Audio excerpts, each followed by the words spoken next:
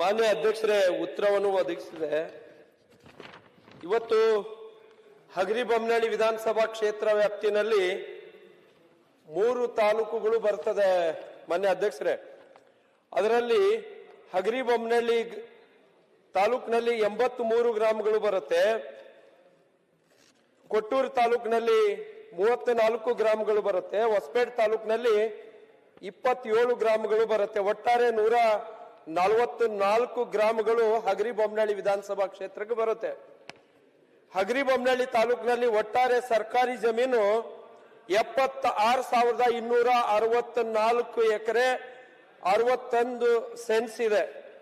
ಅದರಲ್ಲಿ ಸರ್ಕಾರಿ ಜಮೀನನ್ನು ಫಾರಂ ನಂಬರ್ 57ರ ಅಡಿಯಲ್ಲಿ ಅರ್ಜಿ ಸಲ್ಲಿಸಿರುವಂತದ್ದು ರೈತರ ಸಂಖ್ಯೆ 5,164 ಅರ್ಜಿಗಳು ಸಲ್ಲಿಸಿದೆ. ಮತ್ತು ಕೊಟ್ಟೂರು ತಾಲೂಕು ನನ್ನ ಕ್ಷೇತ್ರದಲ್ಲಿ ಬರುವಂತದ್ದು.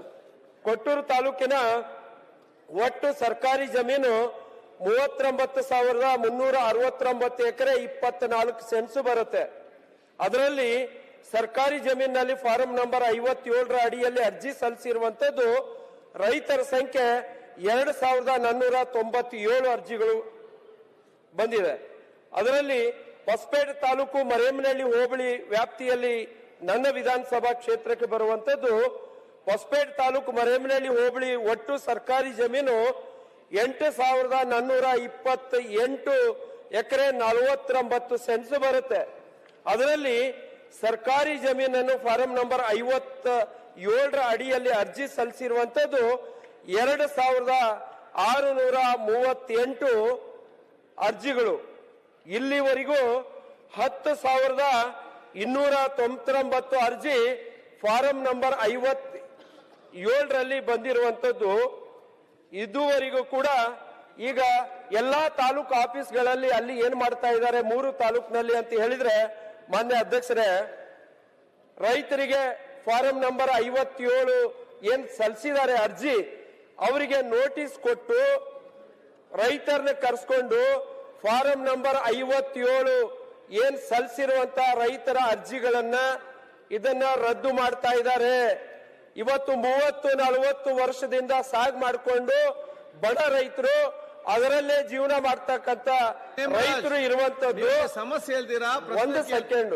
ಅದಕ್ಕೆ ಮಾನ್ಯ ಸಚಿವರು ಅವರು ಕ್ವಶನ್ ಏನು? ನೀವು senior member, what is the question? Answer ಎಂತ ಕೊಡ್ಲಿ. ಬಗರ್ ಹುಕ್ಕಂನಲ್ಲಿ ಜಮೀನನ್ನ ಪಟ್ಟ ಕೊಡುವಂತದ್ದು ಆಗ್ಬೇಕು. ಓಕೆ. ಶಾಸಕರುಗಳಿಗೆ ಅಧ್ಯಕ್ಷರು ಮಾಡಿರಿ, ಹೆಸರಿಗೆ ಮಾಡಿದಿರಿ. ಓಕೆ. ಎಲ್ಲ ಅರ್ಜಿಗಳನ್ನ ರದ್ದು ಮಾಡಿ ಸಮಿತಿ ಮಾಡಿ ಏನ್ ಪ್ರಯೋಜನ ಇದೆ? ಈಗ ಸರ್ಕಾರ ಅದಕ್ಕೆ ಮಾನ್ಯ ಸಚಿವರಲ್ಲಿ ಒಂದು ಮನವಿ ಮಾಡ್ಕೊಳ್ತೇನೆ. ಅವ್ರ ತಂದೆಯವರು ಇದ್ದಾಗ ಕೂಡ ರೈತರ ಬಗ್ಗೆ ಕಳಕಳಿ ಇತ್ತು. ನಮ್ಮ ಬೈರೇಗೌಡರು, ಕೃಷ್ಣ ಬೈರೇಗೌಡರು ಏನಿದ್ದಾರೆ, ರೈತರ ಬಗ್ಗೆ ಕಳಕಳಿ ಇದೆ ಅಂತ ನನಗೆ ನಂಬಿಕೆ ಇದೆ. ಅದಕ್ಕೋಸ್ಕರ ಅಟ್ಲೀಸ್ಟ್ 10,299 ರೈತರಿಗೆ ಈ ಹಂತದಲ್ಲಿ ಕೊಡ್ಲಿಕ್ಕೆ ಆಗಿಲ್ಲ ಅಂದ್ರೆ ನೀವು ಗೋ ಮಾಡಕ್ ಬಿಡಬಾರ್ದು ಅಂತ ಹೇಳ್ತಾ ಇಲ್ಲ.